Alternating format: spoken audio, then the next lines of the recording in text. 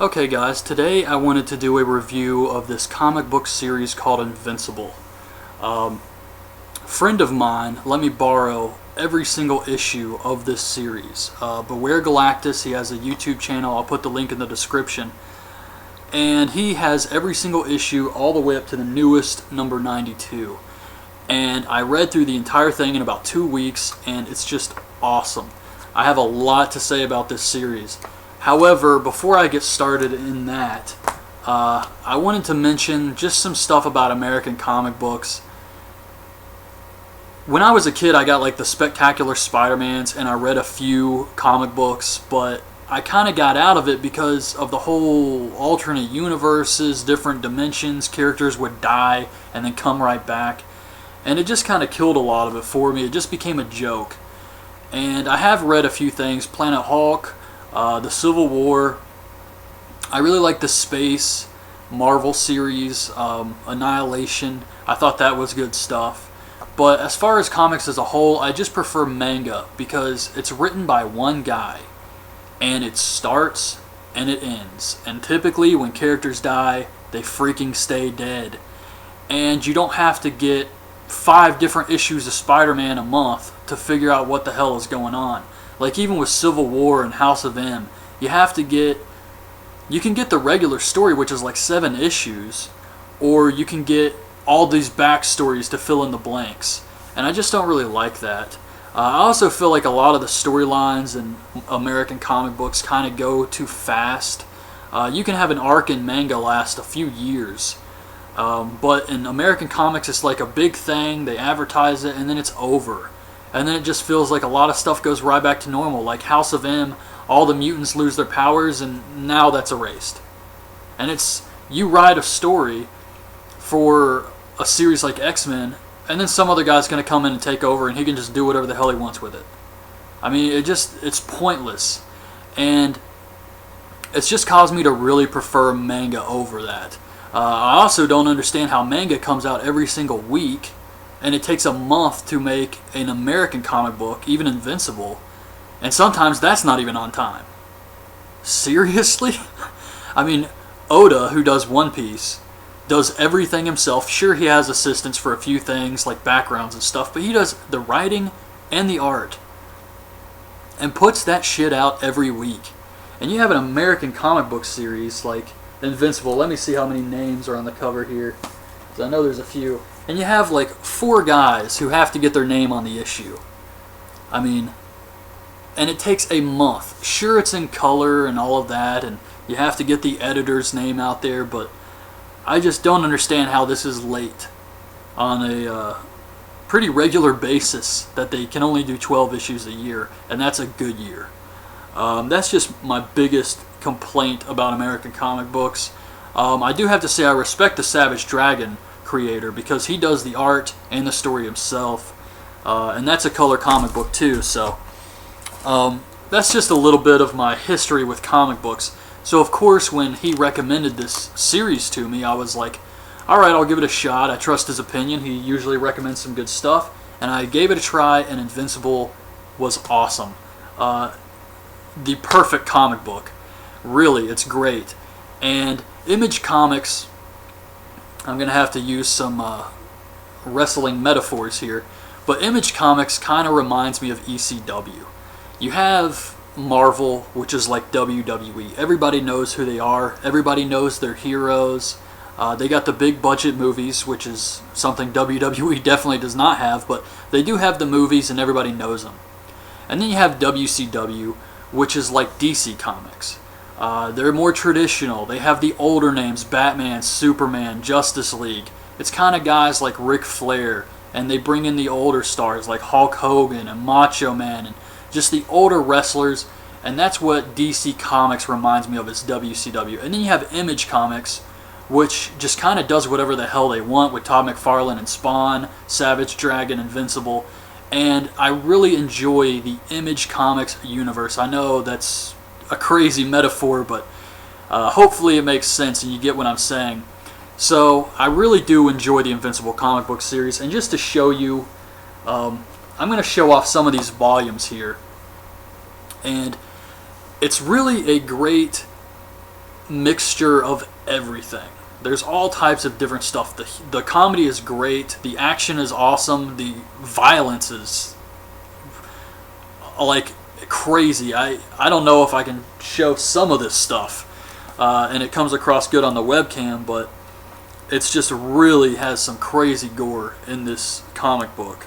And another great thing about it, the first time I was reading it, I think I was in one of these first few pages where Mark Grayson is going to high school, and it's named after the dad, Carl Winslow from Family Matters, Reginald Vell Johnson. And I was looking at that high school, and I instantly knew Carl Winslow.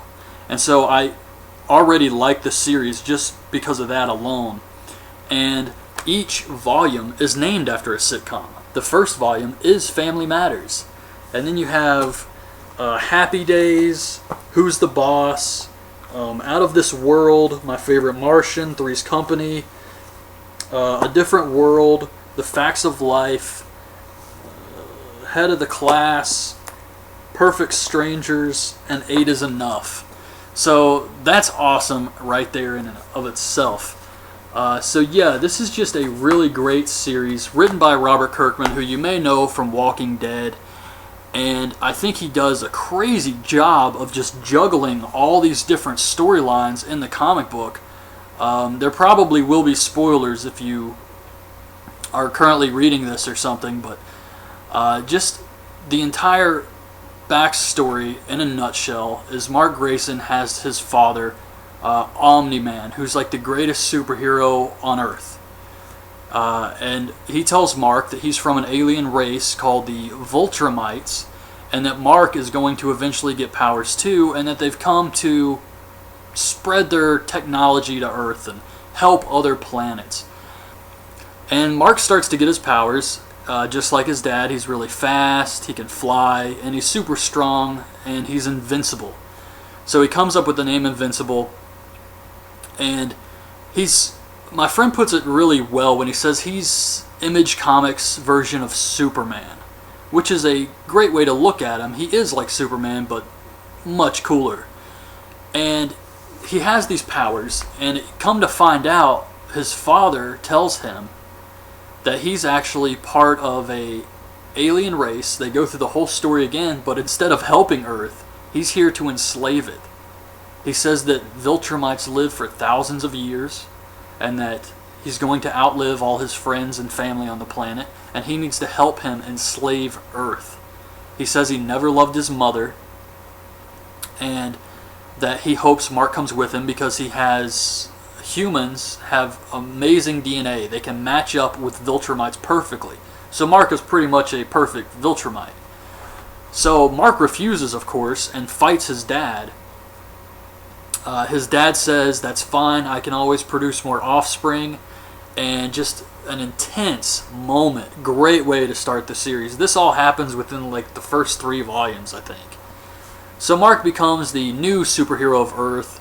Robert Kirkman creates a ton of characters. Adam Eve, Rexplode, Robot, and just multiple characters, which all have storylines. I don't know how he does it, honestly. I mean, he does have a month, but still, that's a lot of stuff to follow through on with the Sequins, Angstrom, Levy, all these different characters, the Mauler twins. Hopefully they make a comeback soon. Just a lot of different characters. He has the Guardians of the Globe, which is like their version of the Justice League of America. And there's a lot of jokes, too, for people who know about comic books and everything. And you can tell that Darkwing is like Batman. What's another good example? They have the Atlantis guy. They have their underwater world. And just all types of different stuff relating to older comic books. I can't remember her name because she died immediately. But War Woman or something. She's like Wonder Woman. So it's really a great story. And I just have a few questions for other people who have read this series. When Alan, the alien, is telling Mark about, or who is he talking to? I can't remember who he's talking to, but he comes to Earth to like fight the champion or whatever, and he shows a flashback of him fighting Nolan, Omni-Man. Why did he not recognize that Omni-Man was wearing the Viltrumite clothing? Because he comes back later to tell Mark that there's a Viltrumite living among him, but he's fought him before when he was wearing the outfit. So I thought that was kind of bizarre. Also, the Shrinking Ray. When the Shrinking Ray is killed by Komodo Dragon and he just pops him in his mouth and eats him, why didn't he just turn big, like instantly, and just kill Komodo Dragon? Because that would have taken him 2 seconds and he would have been done. That part didn't really make sense to me. And it also kind of ended a story I thought they were going to go with, where Shrinking Ray was getting kind of jealous. He looked up to Immortal, and when he would say good job to Mark or any of the other Guardians, Shrinking Ray would get this look on his face like he was jealous. And I just thought they never really went back to that. When Rexplode died, they had a funeral for him, but no one mentioned anything about Shrinking Ray.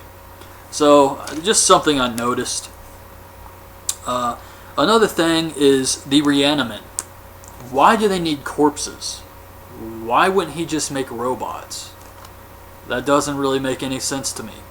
I know it's cool for the story, and the whole D.A. Sinclair thing's pretty awesome, and I really like that story with him and stealing the homeless and the college kids and turning them into these monsters, but when he starts working for the government, why didn't he just build really strong robots?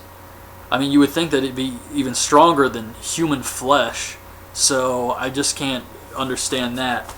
But yeah, so I obviously can't go through every single story arc in this comic book. That would be impossible. So I'm just going to show some cool covers here.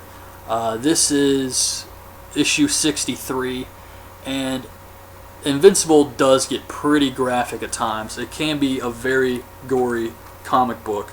And then they have this awesome crossover here, the Invincible War. This actually opens up and has a lot of other characters, but you can see Spawn and Savage Dragon and Invincible on the cover, and that was awesome. Not really a lot of Spawn though, so that was kind of disappointing, I guess, but I saw what they were going for. It was just like a one-issue thing. It's not like a big crossover arc. But yeah, there is just some really cool characters here, and Mark finds out that the Viltrumites are coming to invade Earth. He meets his father again. His father is now a good guy and wants to help Mark save Earth. He finds out that he indeed does love his mother. However, there is a leader of the Viltrumites, General Thrag, who is quite possibly one of the baddest characters I've ever read in any comic book. This guy is a total badass and completely awesome. And another cool thing about the Viltrumites is they all have mustaches. They don't have any other facial hair. Well, I guess the Coalition of Planets guy, Theodos, did, but as far as most of the Viltrumites, they all just have a mustache. And here is a picture of General Thrag. It's basically Freddie Mercury. I don't refer to him. This is the first time I've ever referred to him as General Thrag. When I'm talking about this comic with my friend, it's only Freddie Mercury. That's how I know him. That's what I'm always going to call him. But this guy is the most badass villain, and he looks just like Freddie Mercury. How cool is that? That's pretty awesome. So, yeah, I can't recommend this series enough. And then here's another cool picture of Freddie Mercury just destroying Invincible's eyes. That is really awesome stuff. But yeah, there is some very, very graphic gore in this comic book series. I mean, it's an awesome mixture. The comedy's great, but when shit gets real, it's on. I mean, Conquest. There's this Viltrumite named Conquest, and he comes to Earth. And it is very much like Dragon Ball Z, kind of, with the Super Saiyans, where Omni-Man, Invincible's father, was sent to Earth to enslave it. And it reminds me of Goku, how he was sent to Earth and he was dropped on his head and he forgot why he was there. The Viltrumites are very much like Saiyans. They go to a planet to destroy it. And when his father refuses and becomes a fugitive, a traitor to the Viltrumite Empire, they send this guy, they tell Mark that he's going to have to take over. He's now the Viltrumite ruler of Earth. Of course, he's not going to listen to him. He's just going to keep doing what he's always done and help people and fight supervillains. So they send this guy, Conquest. And holy crap, this guy is just brutal as all hell. Mark is punching him in the face, and he says, "It's not so funny now." And he says, "I take the good with the bad." He just likes killing people. And then Mark's girlfriend shows up, Adam Eve, to try and help him, and Conquest just shoves his hand through her abdomen, out the backside. And Mark watches this entire thing happen. She does survive, but it's still a very, very crazy scene. I didn't know she was going to survive. I didn't know what the hell was happening. I thought they legit just killed off Adam Eve. But right now, where the comic book is headed is a really great flashback with Robot and Monster Girl. They've been in this other universe for a while, and I know it's ironic how I said I kind of quit reading American comic books because of the whole dimensions and alternate universe thing, but Invincible does it in a way where it's not just complicated crap flown out there with all these different comic books you got to pick up. It makes sense, and he always goes back to it. He always comes right back to something, and it's just a really cool universe he has created where it all makes sense. So yeah, you have people in different dimensions and all types of just crazy stuff happening in this comic book. And if there's anybody else who has also fallen out of American comic books like myself, I really just wanted to do a video on this series, Invincible, because I think it deserves more exposure and more people need to know about it, because I'm probably not the only one who doesn't read American comic books anymore. And if you would start reading something like this, you would definitely get right back into it, because it's very easy to read, and it's not... Let me see if I can get some of these volumes out over here. It's not like the typical same thing you would see in all these other comic book series where it's predictable. This one is very unpredictable. You have no idea what's going to happen, who's going to fight who, and just when you think you know what's going to happen, Robert Kirkman will throw something out there and just completely swerve you. So, it's really a great series. Let me see if there's anything cool. Here's just another quick cover of Volume 11. And that's Invincible. And his annoying ass brother, Omniboy, Oliver, whatever you want to call him. Oh god, he is a pretty annoying character, I have to say. At first he was okay, but now he's just really annoying. But, I mean, maybe that's how they intended him to come off in the comic book. I don't know. But, anyways, it's a great series. Check it out. The new issue, number 93, I'm looking forward to. Probably not going to buy it, but I know my friend will, and I'll just read his copy. So, I'm looking forward to that coming out next month. And that's it, guys. I hope you liked this video. I thought it was a little something different. I just wanted to do a review on the entire series and just put that out there. So I hope you like it. Leave your thoughts on this comic book in the comments below, and thanks for watching.